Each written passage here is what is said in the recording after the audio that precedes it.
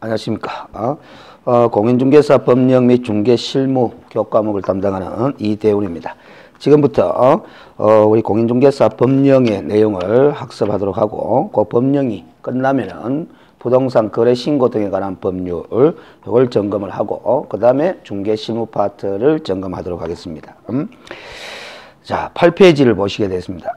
8페이지에 제1절 부동산 중개업 제도 이렇게 되어 있는데 이 중개업 제도의 변화 과정을 조금 점검하자 이런 측면인데 시험 문제 출제 가능성 좀 떨어집니다.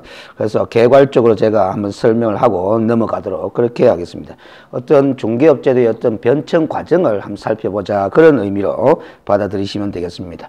자, 1번에 객주 상인 이렇게 되어 있는데 우리 중개업 제도의 유래를 찾아서 역사를 거슬러 올라가 보면은 고려 시대에 그 말에 객주 제도로부터 유래되었다 이렇게 판단하는 것이 일반적인 견해로 알려져 있습니다. 그래서 이 객주라는 사람은 상인이죠. 전국 각지에서 올라오는 어떤 특산품들을 위탁받아서 판매하는 상인입니다. 그런데 그 객주 상인에 소속된 직원 중에 한 사람이 그 객주 상인이 위탁 판매 행위를 할 때 판매가 원활하게 이루어질 수 있도록 흥정 붙이는 역할을 전문적으로 수행하는 직원이 있는데 그 사람을 우리는 거간이다 그렇게 이야기를 합니다.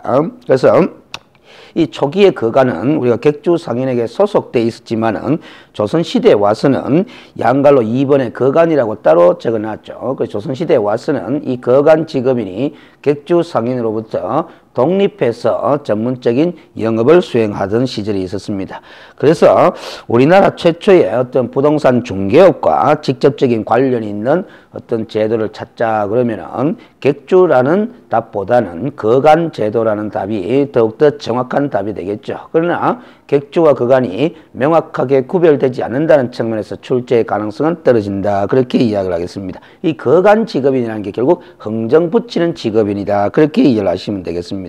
근데 그 거간 직업인은 흥정 붙이는 직업인은 흥정의 대상이 되는 거간의 대상이 되는 물건의 종류에 따라서 다양한 거간 직업인이 존재했습니다. 조선시대 특히 말에는 더욱더 다양한 거간 직업인이 존재했는데 그 중에 한 사람이 양갈로 3번에 각회라는 거간 직업인이 있었습니다. 이 각회라는 거간 직업인은 흥정의 대상이 되는 물건이 주로 토지와 가옥이었다라는 거죠. 그래서 오늘날 부동산 중개업자와 직접적인 관련이 있는 것이 바로 이 거간 직업인 중에서도 보다 더 정확하게 파악을 하면은 각회라는 거간이다 이렇게 볼 수가 있습니다. 그래서 우리가 교재에서 양갈로 2번의 마지막 부분을 보면은 현행 중개업과 직접적인 관련이 있는 것은 이랬죠. 중개업이라고만 했지 앞에 부동산이라는 글자가 안 붙었죠. 그러면 중개업의 대상이 되는 물건의 범위가 특정이 되지 않았기 때문에 그냥 일반적인 표현으로서 거간이 이 중개업과 관련 있는 직업이다 이렇게 평가를 했지만은 양갈로 3번의 마지막 부분에 가보면은 9페이지에 우리나라 최초의 독자적인 전문 직업인으로서의 부동산 중개업자는 돼 있죠. 중개업의 대상이 되는 물건의 범위를 부동산으로 이렇게 한정하게 되면은 오히려 거간 직업인 중에서 각회라는 거간 직업인을 우리나라 최초의 독자적 부동산 중개업자다 이렇게 이야기를 하는 겁니다. 그래서 우리가 글을 쓸 때 말을 할 때 어떤 단어가 들어가고 안 들어가에 따라서 그 글의 의도, 말의 의도가 좀 달라지는 거죠. 양갈로 4번에 객주 거간 규칙이라고 되어 있는데 이 부분은 이제 조선시대 말에 1890년에 객주 거간 규칙이라는 규범이 제정이 되었는데 그 이전까지는 객주 거간 영업은 전혀 법적 규제의 대상이 되지 않았다라는 거죠. 그런데 이 객주 거간 규칙이 제정 시행되면서 법의 규제를 받기 시작했다라는 겁니다. 지금 우리가 부동산 중개 업무 규제법인 공인중개사법을 시험 과목으로서 학습하지 않겠습니까? 그러니까 이 부동산 중개업이라는 영업을 법으로 처음으로 규율하게 된 근거가 어떤 근거냐? 바로 이 1890년에 제정된 객주 거간 규칙이다라는 거죠. 그래서 거기도 보면은 그 인가제가 시행이 되었고 이렇게 이야기를 했죠. 그래서 조선시대 말에는 객주 거간 영업을 하고자 하고자 하는 사람은 관으로부터 인가증을 받아야만이 영업을 가능하도록 법의 규제가 되었다라는 거죠. 그래서 이 객주구간규칙이 우리나라에서 중개업체들을 규율하는 최초의 법제도적 장치다 이렇게 평가할 수 있다라는 겁니다. 현재 우리가 공부해야 될 공인중개사법에서는 부동산 중개업을 영위하고자 하는 사람은 시군구청에다 등록하도록 돼 있죠. 지금은 등록제입니다. 그러나 과거에는 이렇게 인가제가 시행된 적이 있다라는 거죠. 법의 규제 방식이 달랐다라는 겁니다. 그러다가 일제시대가 되면서, 이 잠시, 1910년에 한일합방이 되면서, 이 객주구간규칙은 폐지가 돼가 법의 규제를 받지 않는 시점이 있었죠, 일시적으로. 그래서 자유영업 상태에 있다가 1922년에 소개영업 취체규칙이라는 것이 공포가 되면서 또 관할 경찰서장의 허가를 받아야만이 소개영업이 가능하도록 그렇게 규율하는 법이 만들어졌다라는 거죠. 그래서 일본 사람들이 만든 법이죠. 그 일본 사람들은 우리나라의 전통적인 거간 영업을 소개 영업이라 이렇게 지칭했다 이렇게 보시면 되겠습니다. 그래서 소개 영업이 곧 거간 영업입니다. 자, 근데 특이한 거는 경찰서장의 허가를 받아야만이 거간 영업, 즉 소개 영업이 가능하도록 규제를 했다라는 것은 일제시대 때 우리나라에 들어와 있던 일본인들의 어떤 소개 영업에 관한 이익을 보호하기 위한 그런 취지의 내용이었다 이렇게 평가할 수가 있습니다. 그러다가 해방이 되면서 1945년에 미군정이 실시되는 거죠. 그 미군정령에 의해서 일제시대 때 사용되던 시행되던 각종 법령들이 그대로 의용이 돼가 폐지가 되지 않고 유지가 됩니다. 그러다가 양갈로 6번의 소개영업법 1961년에 이르러서 이 소개영업법이라는 법으로 그 소개영업 취체규칙이 대체되는데 이 소개영업법에서는 아니 소개영업을 하고자 하는 사람은 구시 읍면회장에게 영업신고만 하면은 누구나가 다 소개영업을 자유롭게 할 수 있도록 그렇게 규제를 상당히 완화했던 그런 특징을 보이는 법이었습니다. 근데 이 소개영업법이 60년대, 70년대 이렇게 시행되는 과정에서 부동산 투기가 극에 달해가지고 부동산 투기 종합 억제 대책의 일환으로 우리가 소개영업법을 대체하는 부동산 중개업법을 1983년도 12월 달에 제정을 하게 됩니다. 그래서 양갈로 7번에 보면은 부동산 중개업법의 제정 및 개정에서 1983년에 소개영업법의 대체 입법의 일환으로서 공포 시행하였다 이런 말이 나오죠. 그래서 이 부동산 중개업법을 제정하면서 공인중개사 자격제도를 도입하게 됩니다. 그래서 공인중개사 자격을 취득한 사람에 한해서 부동산 중개업의 허가까지 받아서 중개업이 가능하도록 이렇게 규제가 대폭 강화되는 거죠. 소개영업법 시절보다는 허가제였습니다. 공인중개사 제도가 처음 도입될 때는. 그래서 10페이지에 보시면은 그 83년에 제정됐던 우리 부동산 중개업법의 어떤 내용들을 쭉 적어 놓은 것은 아니고 그 이후에 여러 차례 개정된 변화 과정을 좀 소개해 놓고 있습니다. 그래서 이 부분들은 우리가 참고해서 여러분들이 한번 읽어 보시면 충분한 내용이고 이 부분들을 다 반영을 해서 앞으로 공인중개사 법령의 내용을 학습하도록 하겠습니다. 그런데 우리가 이 공인중개사 법령 실무 과목의 출제 경향 중에 한 가지 특징을 보이는 것이 과거 법에는 규정이 되어 있었는데 현행 공인중개사법에는 규정이 없는 거 그런 것들을 시험 출제 지문으로 자주 등장하고 있습니다. 그거는 과거에는 시행됐지만 현재 법에 규정이 없다라는 것은 현재 기준으로 보면 X 지문이 되는 거죠. 그런데 이 과거에 그런 법 규정이 있었다라는 것은 나름대로 그 내용을 읽어보시면은 그럴듯한 문장이 많습니다. 과거에 법에 규정이 있다는 것은 이유가 있었으니까 법에 규정이 있었지 않겠습니까? 그래서 그 과거에 있었던 규정이 폐지된 규정들을 현재 시험 문제 출제할 때 종종 활용하는 그런 경향을 보이는데 그런 측면에서 보면은 과거의 법은 어땠고 그 법이 어떤 이유에서 폐지가 됐고 어떤 배경하에서 또 개정이 됐고 이런 것까지 충분히 학습을 한다면 훨씬 보다 효과적인 학습이 됩니다.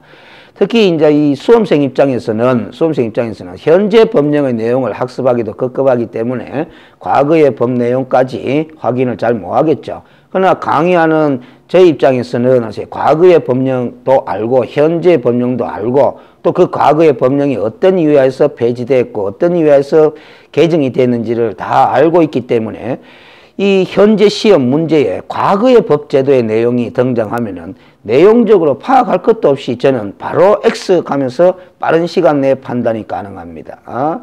그래서 그렇게 되면은 시험 시간을 상당히 줄일 수 있는 효과도 되는 거죠. 그리고 이 법이라 하는 것이 제도기 때문에 다 그 시대적 상황에 맞게끔 만들어지는 거죠. 그래서 이게 개정이 되거나 폐지가 됐다는 데는 다 이유가 있는 겁니다. 그래서 현재 시행되는 법조차도 다 이유가 있기 때문에 그 이유, 배경 이런 것들을 고민해서 이해를 하시면은 법의 내용을 이해하는 데 상당히 도움이 되는 거죠. 그런 걸 다 공부하는 학습 과정에서 무시해버리고 현재 시행되는 법조문의 내용만 결론만 그대로 익히는 이런 과정을 거치게 되면은 다 전부 다 외울 수밖에 없는 그런 방법으로 학습을 하게 되어 있습니다. 근데 우리가 하루에 2~3시간씩 이렇게 학습을 하면서 외우는 방식으로 학습을 하게 되면 그날 2~3시간 공부한 거는 양이 적기 때문에 머릿속에 외울 수 있고 또 외워진다 싶지만은 조금만 시간이 흘러가면 다 잊어버립니다. 또 설사 잊어버리지 않았다 하더라도 시험 출제자가 지문을 좀 응용해서 지문을 구사하게 되면은 응용력이 떨어지는 그런 지식이 됩니다. 그럼 결국 학습 하나만한 효과가 되는 거죠. 그래서 처음부터 공부할 때 자세를 좀 달리 가지고 임하셔야 하겠습니다. 자, 근데 이 개정 과정 중에 우리가 앞으로 현행법의 내용을 이해하는데 좀 필요한 부분을 한번 발췌해서 이야기를 좀 하겠습니다. 방갈로 2번 10페이지 우리 방갈로 2번에 보시면은 1990년에 83년도 12월 달에 제정된 부동산 중개업법이 89년도 말에 일부 개정이 됐는데 그러세요. 법인 또는 공인중개사로서 중개업을 하고자 하는 자는 사무소를 두고자 하는 지역을 관할하는 시장, 군수장의 허가를 받아야 한다. 이렇게 돼 있거든요. 따라서 공인중개사 자격시험이 도입된 84년도 4월 이후에도 지금 89년까지는 공인중개사가 아니어도 중개업의 허가를 받을 수 있었다라는 거죠. 그래서 이게 뭔 소리냐면은 지금 법조문상 개정된 법조문에 따르면 법인 또는 공인중개사로서 중개업을 하고자 하는 자는 허가를 받아야 된다. 이렇게 돼 있거든요. 그러면은 이렇게 개정되기 전에는 공인중개사가 아니어도 허가를 받을 수 있었다라게 되는 겁니다. 그래서 이 90년 1월 1일부터 일체 법인 또는 공인중개사가 아니면은 중개업의 허가를 받을 수 없도록 개정이 됐다라는 거죠. 그러면 우리가 이런 측면이 있습니다.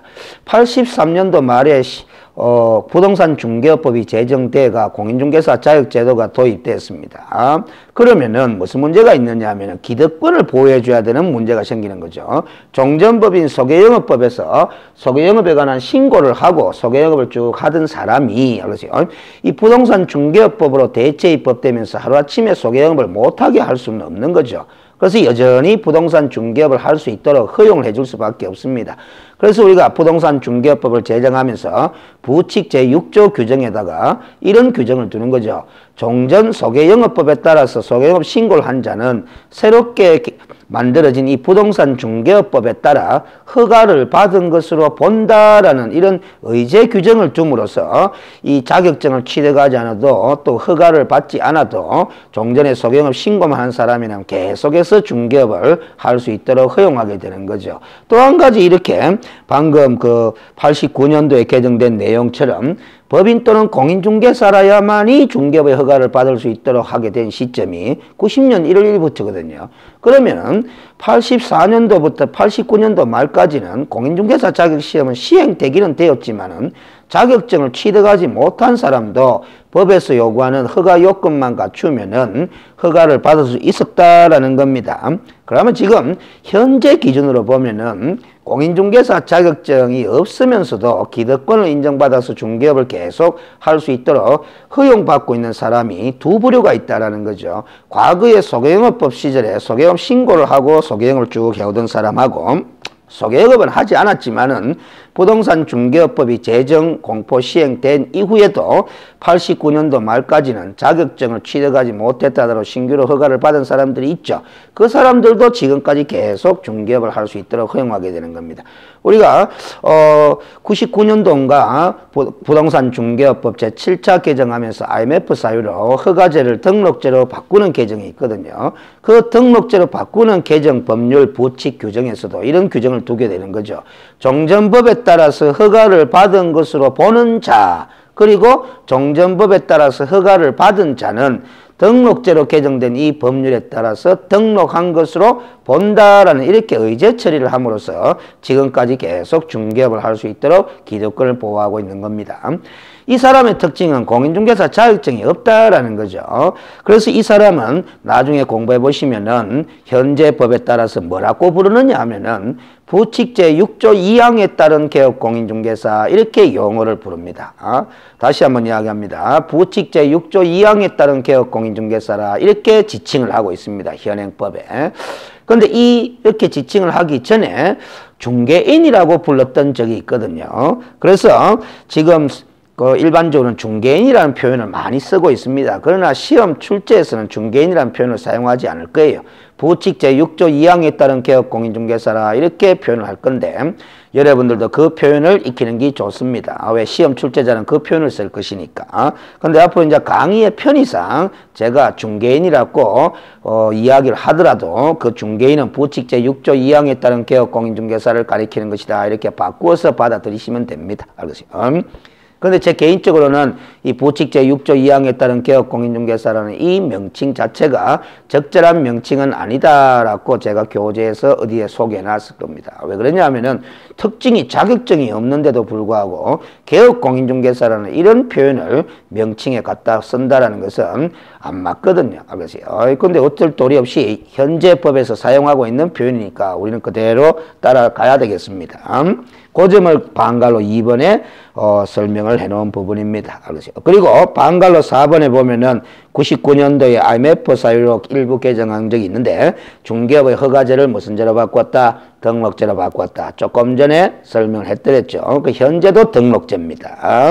자, 그리고 방갈로 5번에 보면은 2005년도 7월 달에 또 우리가 부동산 중개업법을 전부 개정하면서 표현도 바꾸고 조문의 위치도 다 바꾸게 되는데 이때 부동산 중개업법이라는 법 이름을 공인중개사법으로 안 바꾸고 좀 깁니다. 공인중개사의 업무 및 부동산 거래 신고에 관한 법률 이렇게 지칭을 하면서 법 이름을 바꿨어요.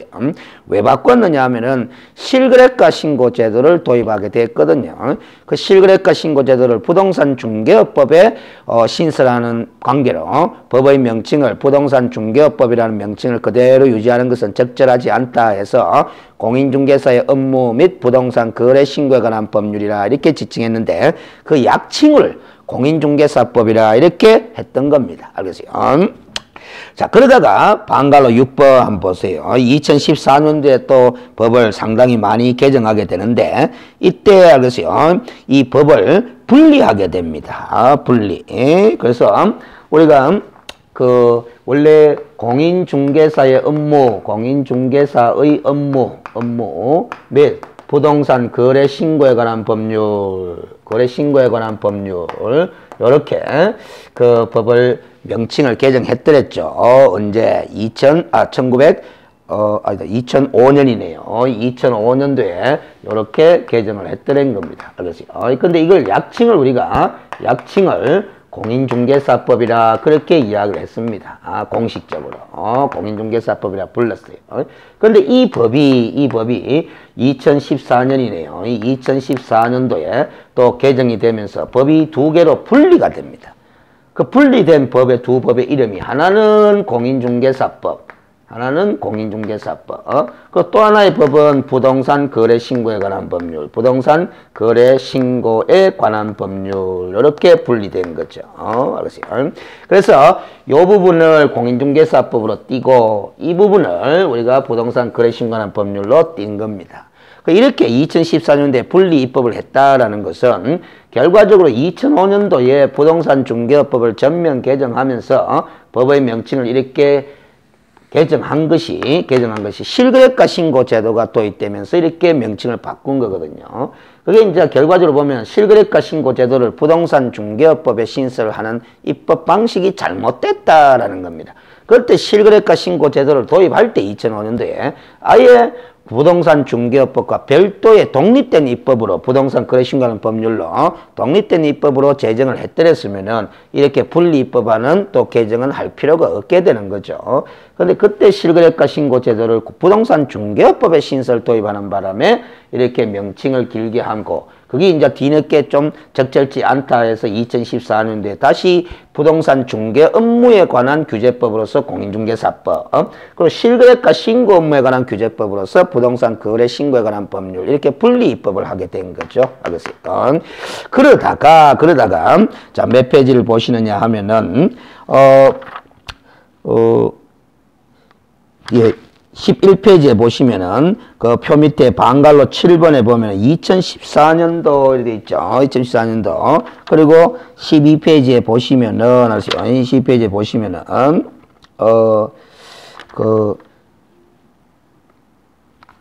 방갈로 9번을 한번 보겠습니다. 방갈로 9번을 보면 읽어보겠습니다.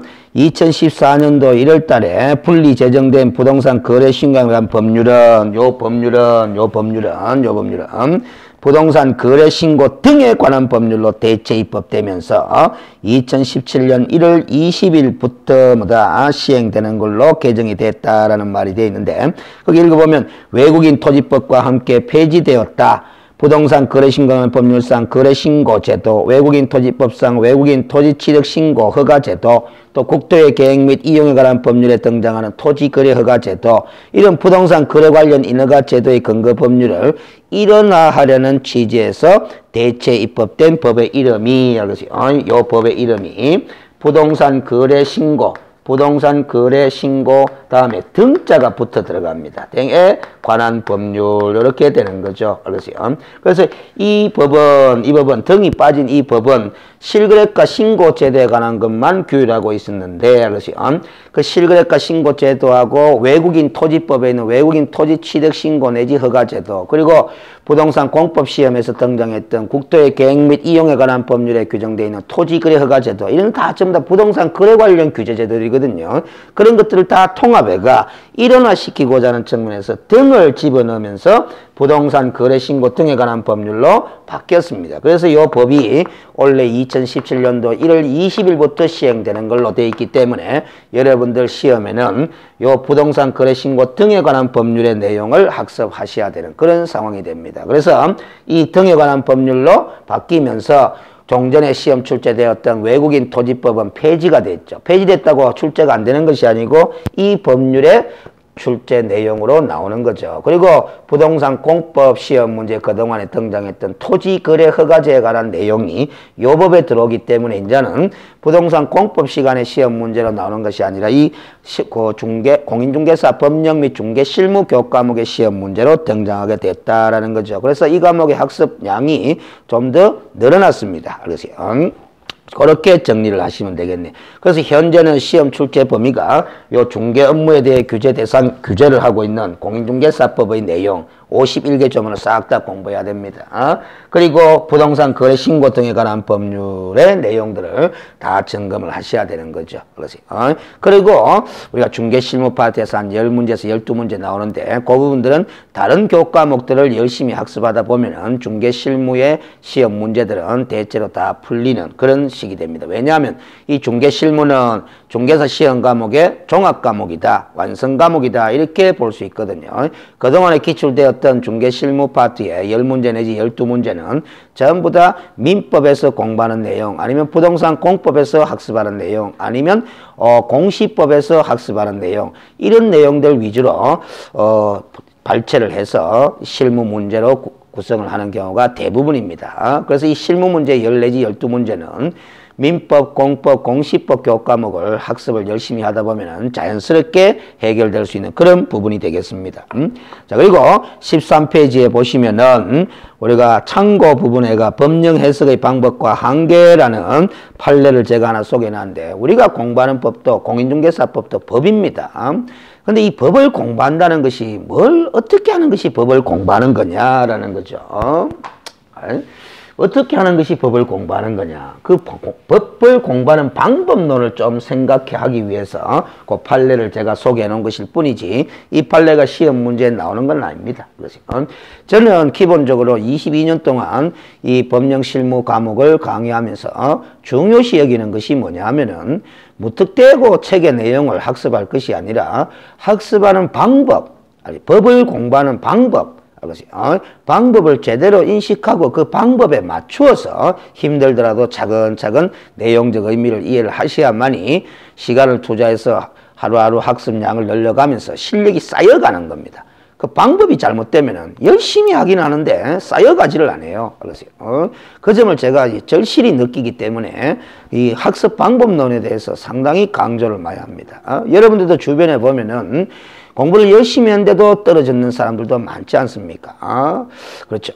그 열심히 했다고 누구나가 다 인정을 하는데도 떨어지는 것은 학습 방법에 문제가 있다라는 겁니다. 근데 반대로 별로 열심히 하지 않는데도 합격하는 사람들도 일부 있습니다. 그런데 이게 상대적으로 양은 적죠. 이런 경우는 여러분도 알다시피 운이 많아서 운이 좋아서 합격했다 이렇게 보시면 됩니다. 아니면 학교 다닐 때 이 교과목에 대해서 상당히 기초적인 지식을 많이 쌓았거나 그런 케이스지. 원래 이 법과목은 이 정상적인 방법대로 학습을 하셔야 되는 겁니다. 그런 측면에서 제가 소개해 놓은 건데 한번 읽어볼까요? 법 해석의 목표는 어디까지나 법적 안정성을 저해하지 않는 범위 내에서 구체적인 타당성을 찾는 데 두어야 한다. 그리고 그 과정에서 가능한 한 법률에 사용된 문자죠. 통상적인 의미에 충실하게 해석하는 것을 원칙으로 하고 이걸 물리 해석이라고 합니다. 물리 해석. 문자 이치를 따져서 해석을 하는 거죠. 즉 국어사전적 해석을 한다 생각하면 됩니다. 즉 여러분들 영어 공부할 때 직역한다, 의역한다 이런 말 하죠. 직역한다 이렇게 보시면 되겠습니다. 그게 가장 원칙적인 해석 방법입니다. 나아가 법률의 입법 취지와 목적, 그 재개정, 연역, 법 질서의 전체와의 조화, 다른 법령과의 관계 등을 종합적으로 고려하는 체계적 논리적 해석 방법을 추가적으로 동원함으로써 이게 이제 논리 해석이라고 이야기를 하는 건데 위와 같은 법 해석의 요청에 부응하는 타당한 해석이 되도록 하여야 한다. 그래서 결국 이 법을 공부한다라는 것은 해석하는 겁니다. 법을 뭐 하는 거다? 해석하는 것이 법을 공부하는 겁니다. 왜 해석해야 되느냐면 이 법이라는 규범은 어디에 써먹는 거냐면은 현실 세계에 발생한 분쟁 사건, 구체적인 사건에 써먹는 거죠. 그런데 이 법은 추상적인 문자로 이루어져 있다 이 말이죠. 그런데 현실 세계에 발생하는 이 분쟁 사건은 아주 다양하게 구체적으로 발생한다라는 겁니다. 그러면 이 법을 추상적인 법을 구체적인 사건에 적용한다 그러죠. 적용해서 이 사건을 정의롭게 해결하는 수단이 되는 것이 법이거든요. 그러면 이 적용을 하려고 하면 추상적인 문자를 구체적인 사건에 적용하려고 하면 필히 해석을 할 수밖에 없다라는 겁니다. 그런데 해석의 기본 원칙이 되는 해석 방법이 바로 물리 해석이다 이 말. 이 물리 해석만 갖고는 이 추상적인 법 조문의 문자의 진정한 의미를 밝히는데 한계가 있기 때문에 물리 해석만 갖고는 안 되고 체계적 논리 해석도 필요하다라는 겁니다. 이 논리 해석, 다양한 논리 해석의 방법들 중에 여러분들도 많이 들어봤던 것이 유추 해석이다, 반대 해석이다, 아니면 연역적 해석이다, 체계적 해석이다, 한목적적 해석이다, 여러 가지 해석 방법들이 동원되는 겁니다. 그렇게 여러 가지 논리적인 해석 방법들이 동원될 때 그 법의 진정한 의미가 밝혀질 수 있다라는 겁니다. 이런 자세로 법을 공부해요. 그래서 결국 법을 공부한다는 것은 추상적인 법을 해석하는 겁니다. 해석. 그래서 우리가 공부하면서 판례라고 공부하는 거 있잖아요. 이 판례라는 것이 바로 구체적인 사건의 추상적인 그 법을 이런 여러 가지 합리적인 방법을 동원해서 해석해 놓은 결과물이 판례다라는 겁니다. 그런데 제가 강의를 해보면 수험생들은 그 판례 공부조차도 이런 어떤 논리적인 어떤 해석의 과정을 다 판결문의 요지에 다 적어놨는데도 불구하고 그런 것들은 다 생략해버리고 그 판례의 결론만 줄 긋고 외우는 식으로 이렇게 공부를 해버린다라는 거죠. 그럼 그때뿐입니다. 그 판례가 어떤 의미를 지니는 결론을 그렇게 이끌어내는지 전혀 알 수가 없는 거죠. 그냥 익히는 수밖에 없는 거죠. 그럼 그 익힌 거는 그 순간만큼은 기억이 되고 나중에 써먹을 수 있다 싶어도 실전 시험장에서 사용하기가 상당히 어렵습니다. 응용력이 떨어지기 때문에 또 기억도 안 나고. 알겠어요? 그 많은 수험 그 판례들을 대비해야 되는 학습해야 되는 판례들을 어떻게 다 결론적으로 다 외우려고 생각하는지 그거는 적절한 공부 방법이 아니다라는 거죠. 알겠어요? 자, 그 다음에 13페이지 2번의 공인중개사법의 법적 성격 하는 이 부분은 잠시 쉬었다가 또 진행하도록 하겠습니다. 이번 과정은 제가 그 촬영을 좀 일찍 시작했음에도 불구하고 여러 가지 사정상 촬영 결과가 별로 좋지 않아서 새로 촬영을 하고 되었습니다. 그래서 이번 새로 촬영하는 과정에서는 차근차근 강좌 수가 몇 강좌가 됐던 시간에 차근차근 그 교재 순서에 맞춰서 촬영을 하도록 하겠습니다. 참고하시면 되겠습니다. 쉬었다 진행하도록 하겠습니다.